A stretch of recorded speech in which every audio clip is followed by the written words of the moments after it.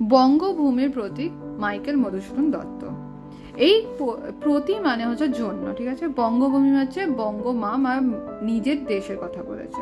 R letter to people of India, এইটা একটা নিজের দেশের লোকেদের কাছে উৎসর্গ করে লিখেছেন।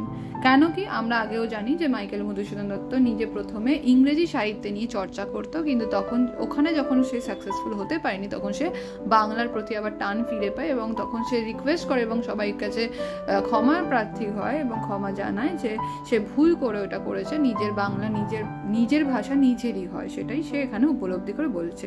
তো এইখানেই কবিতাটাতে সে বঙ্গভাষার যে বঙ্গভূমির যে মানুষের কাছে বলেছে যে সে কি কি ভুল করেছে এবং কি কি চায় সেটা নিয়ে কবিতাটা লিখেছে। রেখোমা দাসের মনে এ মিনতি করি পদে, সাধিতে মনের সাথ ঘটে যদি পরমাদ। বলছে রেখোমা মানে রেখে দাও, মা মানে এখানে বঙ্গভূমি, বলছে দাসের মানে সেবক, আমাকে দাস হয়ে রেখে দাও তোমার পায়ের কাছে, যেখানে আমি এটাই তোমার কাছে প্রার্থনা করছি।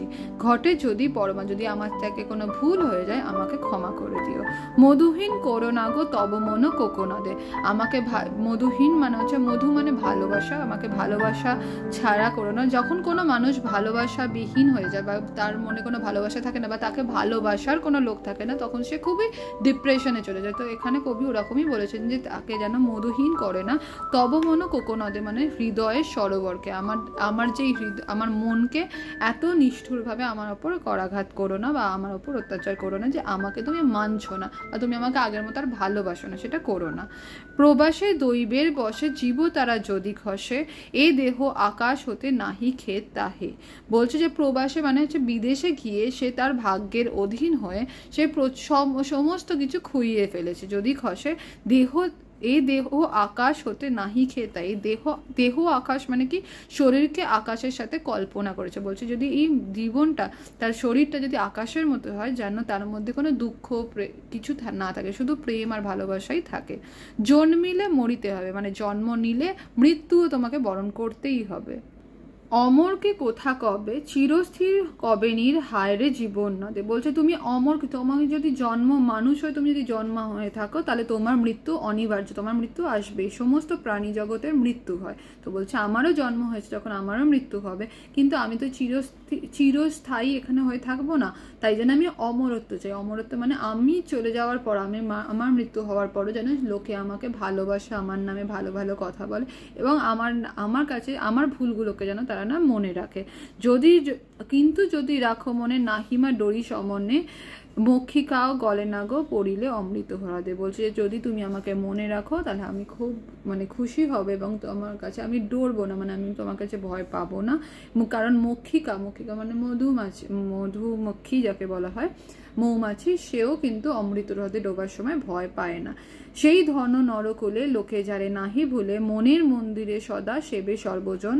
কিন্তু কোনো গুণ আছে যাচি বুঝে তোমার তব কাছে, হেন অমরতা আমি কহ গো শ্যামা জন্মদে।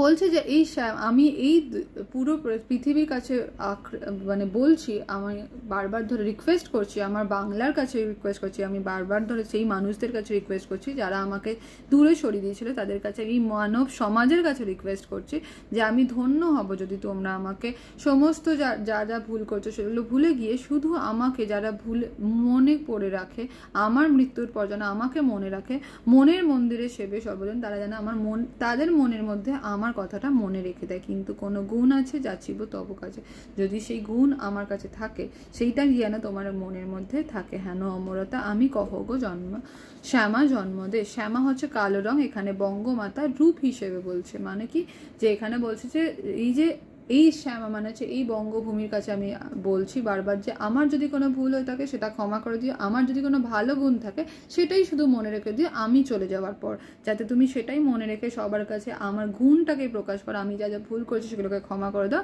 সেটাই তোমার কাছে প্রার্থনা করছি। তবে যদি দয়া করো ভুল দোষ গুণ ধরো, অমর করিয়া বর দেহুদাসে সুবরদে। তুমি আমাকে আশীর্বাদ করো যেন আমি সমস্ত ভুল দোষ গুণ যা যা ছিল সেগুলোকে আমি মিটিয়ে ফেলি এবং সমস্ত অমর মানে আমি আরও কিছু করতে পারি যাতে আমি সবার কাছে অমর হয়ে থাকি। ফুটি যেন স্মৃতি জলে, মানসে মা যথা ফলে, মধুময় তামরস কি বসন্ত কি শরতে। বলছে যেন এটা যেন আমার তোমাদের স্মৃতির কোটরে, মানে বঙ্গভূমির বা দেশের স্মৃতিতে লেখা থাকে তাদের কথা, এবং মনের মধ্যে যেন মনে থাকে, তার মাকে বলছে, মানে তার বঙ্গভূমিকে বলছে যেন তোমার কাছে মনে থাকে আমি যে এই এত কিছু করেছি। এই মধুময় হচ্ছে আকর্ষণীয়, তামরস মানে পদ্মফুলে, যেন একটা সুন্দর পদ্মফুল যেমন বসন্ত আর শরতে ফোটে, যেমন আমরা দেখে খুব খুশি হই, আমারও স্মৃতি যেন তোমার কাছে এলে তুমি ওরকমই খুব খুশি হও।